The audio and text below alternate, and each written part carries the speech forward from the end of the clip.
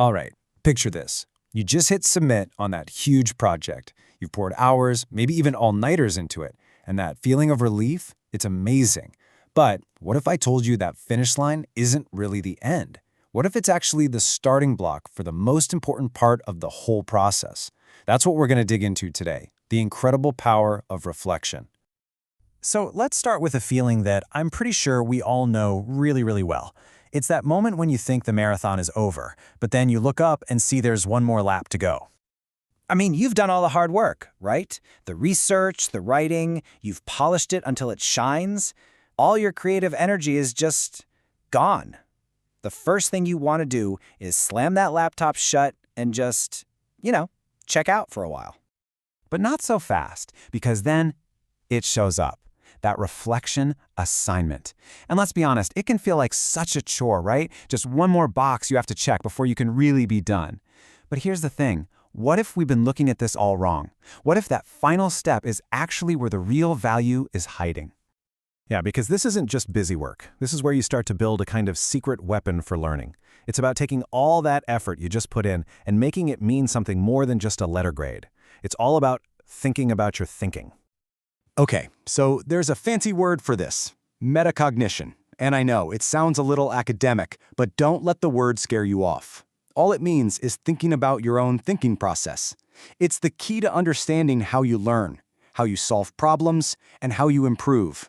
And honestly, in a world where technology is changing everything, being able to understand and tweak your own learning process, that's maybe the most future-proof skill you can have. So it all comes down to a really important shift in how you look at this. On one side, you've got the finishing the work approach. Here, your focus is totally on the end result, the grade, the deadline, just getting it done.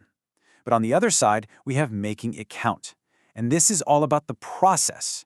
It's about digging into that experience to find little gold nuggets of insight that you can use on your next project and the one after that. It's about playing the long game.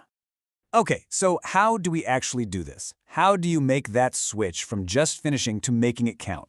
Well, the good news is there's a blueprint for it. A really simple but powerful framework with just 4 key questions to unlock some genuine growth. And here they are. It's so simple but so effective. First, you start with the good stuff. What went well? You gotta celebrate the wins. Then you get real about the struggles. What was challenging? And here's the crucial part. You don't just stop there. You dig into how you overcame those challenges. Finally, you take all of that and turn it into a game plan for the future. You see? It's a cycle of learning that just keeps building on itself. This example right here, it gets to the absolute heart of what makes a reflection powerful. It's all about being specific. The pre-writing was helpful. I mean, that's okay, but it doesn't really tell you anything. But look at the alternative. Saying the object description list helped you notice sounds and textures you'd missed before. Now that's an insight. You've identified a specific tool and its specific result. That means you can pull that tool out of your toolbox next time on purpose. That's the difference between a vague comment and a real, usable lesson. And of course, in today's world, we have to talk about AI.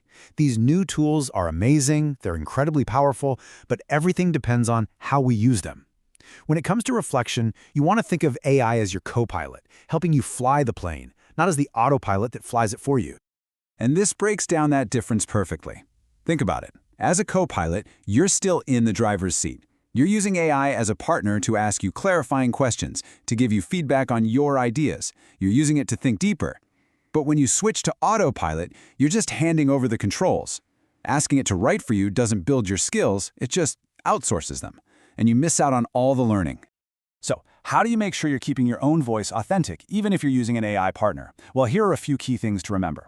Always start with your own thoughts first. Get your raw ideas down before you ask for any feedback. Then, pepper it with personal details that only you would know. And here's a great little trick. Read your draft out loud. Does it actually sound like something you would say? If it sounds robotic, it probably is. The real gold is in your personal story and your honest reactions. All right, let's bring this all together. How does this whole process of reflection actually lead to the ultimate goal? Well, it's all about setting yourself up to create your next best piece of work. And this table shows you exactly what that progress looks like in practice. A beginning-level reflection, well, it just scratches the surface. It's pretty superficial, with vague goals like, I'll try harder next time. But in advanced reflection, that's where the magic is. It's filled with genuine insight that leads directly to specific, concrete steps for improvement. You're moving from wishful thinking to having an actual, actionable plan. And the most important takeaway here is that this is so much bigger than just one assignment or one class. When you get good at reflection, what you're really getting good at is learning itself. You're building the skills and the confidence to take on pretty much any challenge, because you don't just know what to do, you know how you figure things out. So, I'm going to leave you with this thought. Every single project you finish is packed with lessons, just waiting to be discovered. The assignment might be turned in, but the real learning? That's just getting started. So the only question left is, what are you going to let it teach you next?